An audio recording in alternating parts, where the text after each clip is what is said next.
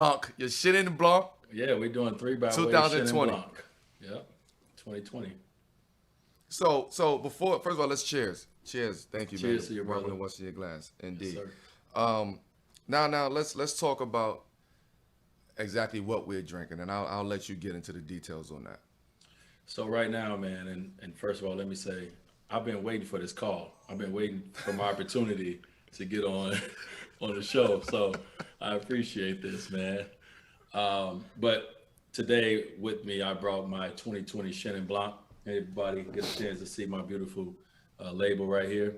It's called 3 by Wade. And Melo, as we talked about, man, before we came on here, this is not a grape that everybody is used to, right? So the Chenin Blanc is kind of an industry grape in varietal. It's not something that everybody used to, like a Chenin, like a Sauvignon Blanc or a Pinot, right? And so what we wanted to do is we wanted to bring something that wine enthusiasts really love, and we wanted to bring it to the masses. And that's what we was able to do right here is bring our Chenin Blanc to the masses.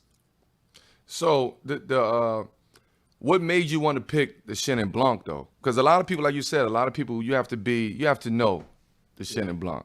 So what made you want to go into Chenin Blanc? Because I Mel, never heard you speak on Chenin Blanc before. Mel, you are my friend, and you know I'm different.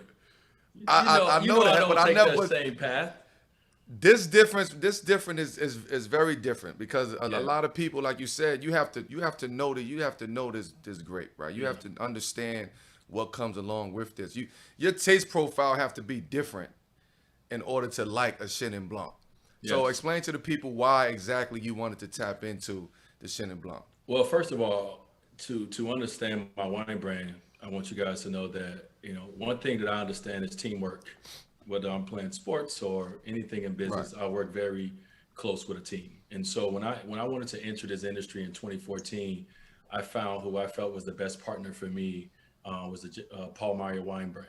If anybody know anything about Jason Paul Meyer, Wayfair, all these amazing wines, this come from the same family that makes my wines. So I knew I didn't know everything, Mel. When you taught me so much about wine. I didn't even drink wine when we first met. Right. And so I needed to partner up with the right group and the right individuals, and I was able to do that, partner up with the Paul family. So because of that, they've been in the wine business for over 40 years, and when we started to talk about the Way brand and wanted to differentiate ourselves from other brands, what can we go do? And the Chenin Blanc was a part of that conversation. Was all the things I talked about. So explain to the people where's it from and where's it from and what does that mean? So my wines is created in Yes. Napa Valley. Yes. And a lot of people always ask me, say, D, do you have a tasting room? No, I do not have a tasting room. I'm a very small brand right now.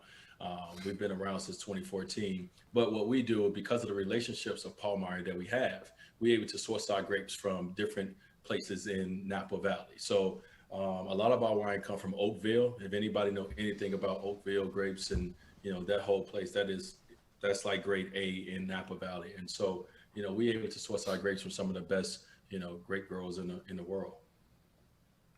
So and we're gonna get to that. So let's get to like some current events because we know and we got to bring the audience. I want to really bring the audience into Wade Sellers, right? And just the thought process behind that.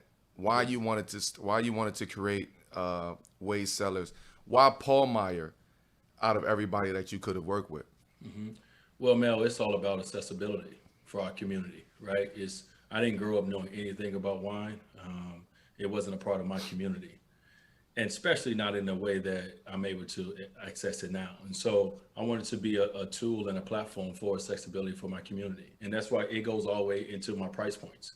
We're trying to put amazing wine in the bottle, and we're not trying to knock you over the head while doing it, right? So my price range reached from $15 in my 3 by Weight all the way up to like 35, and I think we got very good wine, especially at that price point.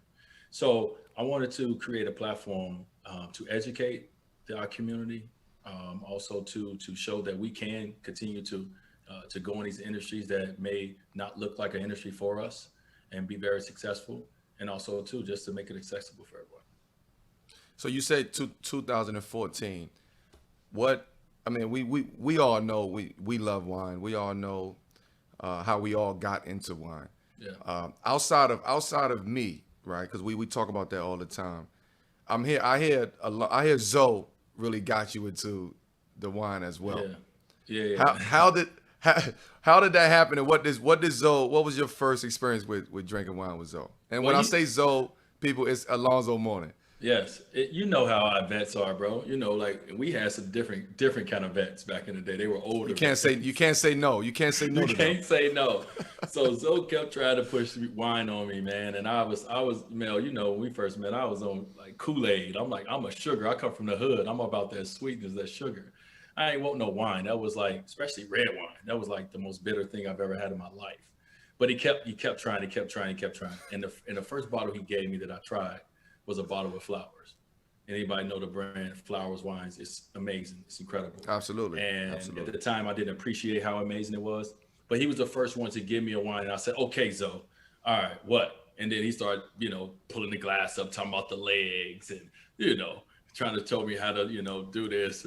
And so my vet started me into thinking about something. And then, Lisa, Lisa Joseph, my business manager, her and I would go out to dinners and she'd say, hey, let's have some wine. And I'm like, all right, let's take some Riesling wine because it's sweet. It's closest to the thing I know. So I was just trying to tip my toe in something that one of my vets passed down to me. So speaking of the flowers, right? Because you would say that was your first introduction to it. Yeah, that was my first. Yep. So in order to know flowers, you have to know what you're drinking, right? Yeah. You probably had no idea on what you were drinking when you were No, drinking the flowers. absolutely not. So now knowing what you know now and looking back, would you say would you say that was one of the best bottles that you ever had? That flowers? Out of all the wine you've drank since 2014 to now. Well, I can't say that like at the time, right? Because I couldn't Right. I'm appreciate it. saying now, looking back. But looking back, first of all, understanding what Zoe was trying to introduce me to, I'm Exactly. I'm like, wow.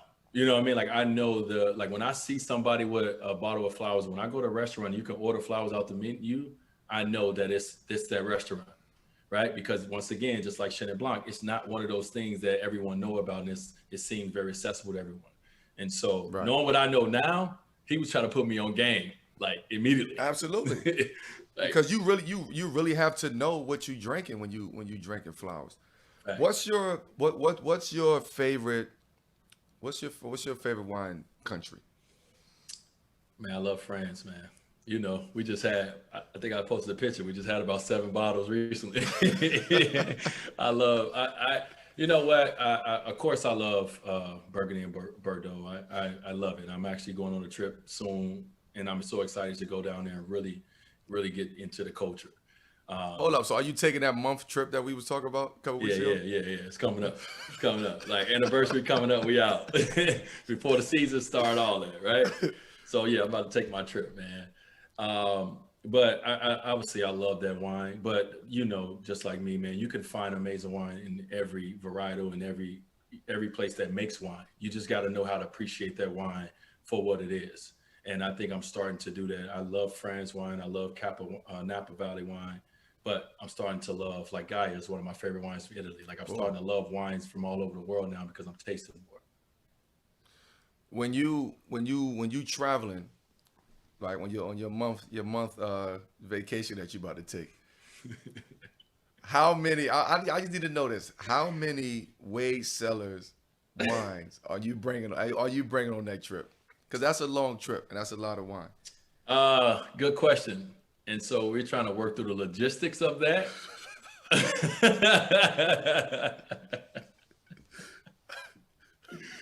So let's just say I want to have enough to make sure that my trip, I can enjoy some way wine. Good. We keep that in mind.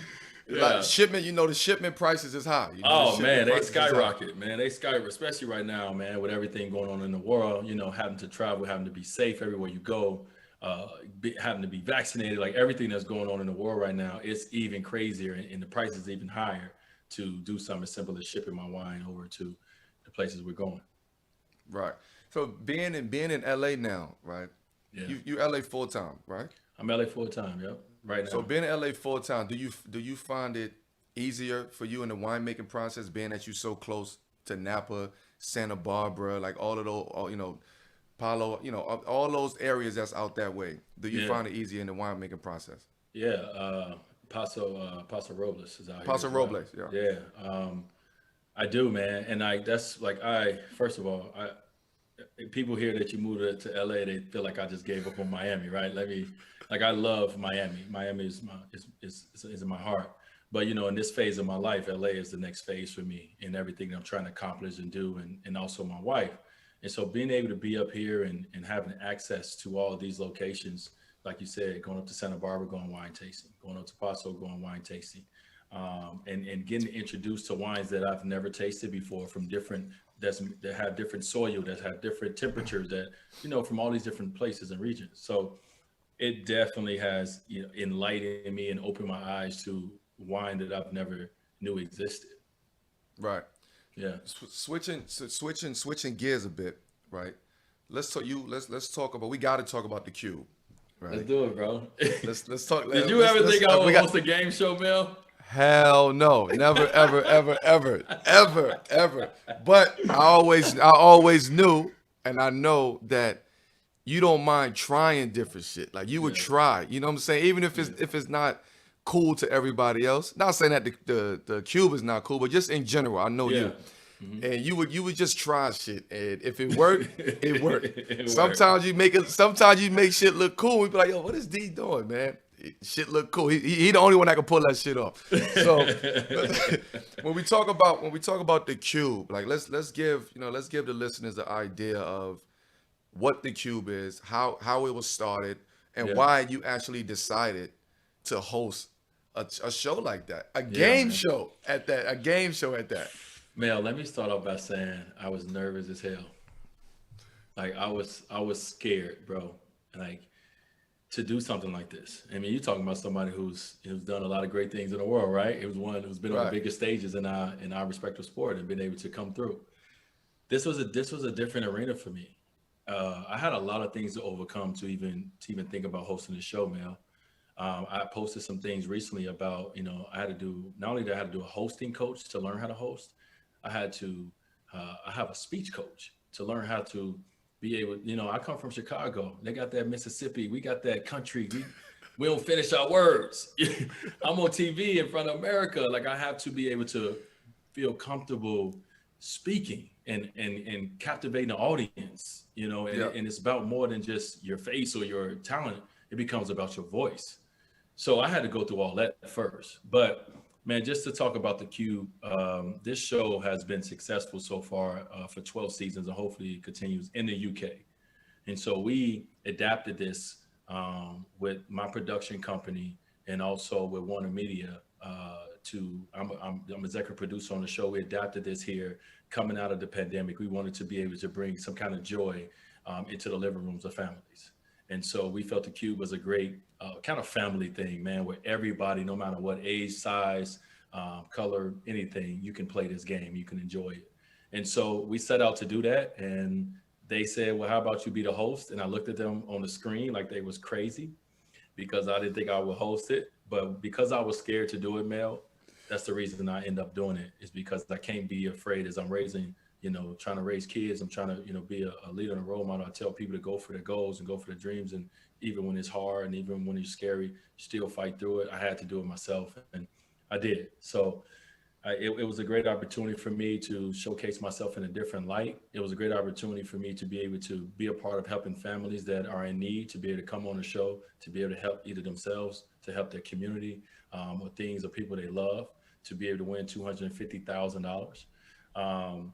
And also too, to be able to tell their stories, because from that show, people's stories have been heard and people have reached out to them and helped them, have uplifted their communities, have uplifted the things that they came on the show to talk about. So it's bigger than just, a TV show. This is Right. this is something that, I'm proud of overall as a person that I've had the opportunity to do. I'm gonna tell you what I like about the show. I love the competitiveness, right? And I love how they first of all they leave me on the cliffhanger every time somebody about to do there's a commercial break every single time. Right. But I love the life stories, right? and how do you make it related to just life and what happens in sports and basketball, and when you're trying to win a game and you're in that pressurized situation. Yeah. How does your prep for the game show, like hosting the Cube, compares with prepping for a basketball game? Like what's is it a difference? No. Is it the same mindset? It's the same mindset, bro. Michael Strahan told me that. When I retired, And he's the best, and he's the best to do it. He's the best one to of do the it. best to do it. And Right. I've always talked to Mike Strahan about just what he was doing every time I got opportunity to be in his orbit.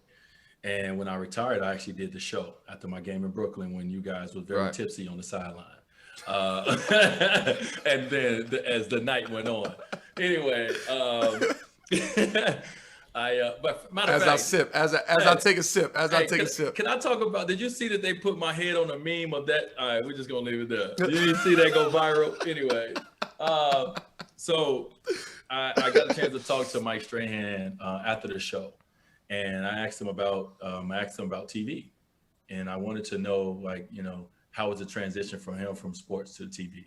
And he gave me, the confidence to go out and try. He told me that I would be amazing at it because I know how to prepare, right? As an athlete, we have to prepare, especially being in big moments. You need to know everything about your opponents. And so I take that to the show where I know everything about the contestants that come on the show. And so I know what I'm trying to pull out of them. I know the stories that will resonate to the people that's listening, because I understand by not always being in this position, understand what it's like for you to see someone that's in the same position as you and to root for them. And so I try to bring those moments out for the people that's watching. So to me, man, it's so cool to do this, Mel. Like, this is not something that I ever dreamed of myself and thought I would do, but it's one of the things I'm probably most proud of that I've done so far. Absolutely, and I'll take my hat off to you for that, because that's not easy to do. You understand? Like, we used to playing a team sport. We used to getting on the court. Everybody got to play their role, and the coaches got to do what they do. We got to do what we do. But it's you by yourself, and you know what I'm saying. You're in a one-on-one sport. That's hard to do, man. You know what? I am, but I'm not. You know what I mean? I think, I have someone in my ear. I have one of my coaches. I have one of my producers in my ear. I have my stage manager on the side. I have my people. You know what I mean, Mel? Like, even though everyone see me, it's so many people. When my voice is going hoarse, when I'm a little frustrated because I'm not getting this read to camera right. I got people bringing me halls, bringing me tea, rubbing my back, telling me it's gonna be okay. I got people giving me, it's a whole team effort. And right. I'm telling you, even moments when I'm up there and I don't know what to do, I got someone in my ear, I got my producer in my ear giving me, hey, think about this, or say this, or go back to this game. And all those things help me, even though everybody just see me. It's a whole team still around me that allows me to even be a C+, a C- host, probably what I am this year. So that leads me to something else with what you said, because you said you have people in your ear. You got your stage manager over here. You got this person. You got that person. Yeah. Do you feel embarrassed when you mess up? Like at first, I'm sure you got through it, because we're so used to perfection. Like, we know our craft like the back of our hand. We studied it every single day. So when you mess up, okay, I can if I miss this shot like this, I'm gonna come back and fix it. How scary is that, honestly? Like, to mess up and gotta bounce right back. Like, what is that feeling? Like, that embarrassment, like, damn, I just messed up, man. I don't want people to be like, yo, D Wade is a fucked up host. Like, you know what I'm saying? Like, how does that? What is that feeling like? You know what? It's no different, man. We want perfection. We want to be great. But when we mess up, what you do when you miss 5-6 shots in a row? What you gonna do after that? Shoot. You're gonna shoot that next shot. So when I mess up, I just go to the next take and the next take and the next take. You take the same mindset and you take it to, it's just a different arena, Mel. You know what I'm saying? You apply the same things like basketball and the lessons that you and I have learned, and that Cayenne is learning, that Zaire is learning through this sport. It's all the life lessons you need to go through life. Like, this is all you need to go through life and understand that you're going to make mistakes, you're going to miss, you're going to blah, blah, blah. But if you do X, Y, and Z, you're going to see the benefits from that. and that's life. And I'm since I'm the first one out of the Banana Boat crew and everybody to retire, I'm able to take what we all have learned our entire life and be able to apply it to regular life.